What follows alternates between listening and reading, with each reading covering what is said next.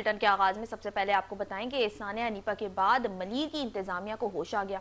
Deputy commissioner Malir ने खुले गटरों को बंद करने के अहकामात जारी कर दिए हैं। आपको अपडेट करते चले कि सानिया अनीपा के बाद मलीर की इंतजामिया को होश आ गया है। इसी हवाले से मजीद तफसीलात जानते हैं नुमाइंदा 5 न्यूज शहरियार शौकत से। जी शहरियार शौकत, अपडेट कीजिएगा।